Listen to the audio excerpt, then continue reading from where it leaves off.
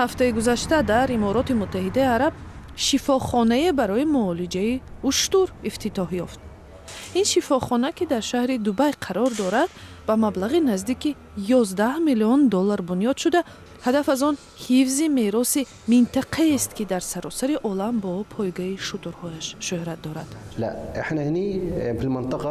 мо ба ин хулоса омадем, ки вазифаи мо на танҳо парвариши шутур, балки муолиҷаи шутурҳо низ мебошад. аз ин рӯ мо бояд бо истифода аз беҳтарин таҷҳизоти байторӣ онҳоро аз муолиҷа баҳраманд кунем.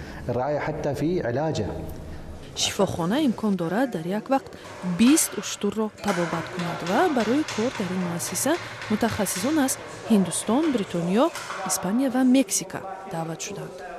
шифохона варзишгоҳи хурде барои барқарор намудани саломатии шутурҳо баъди ҷарроҳӣ дар ихтиёр дорад.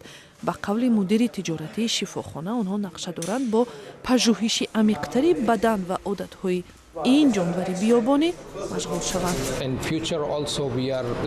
дар оянда мо барномаҳои пажӯҳиши паҳлӯҳои ноаёни ин ҳайвони аҷибро тарҳрезӣ кардаем.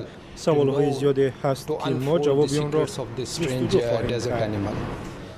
шифохона ҳамчунон барномаи парвариш ва барқарорсозии саломатии шутурҳо барои пойгаро мадди назар дорад.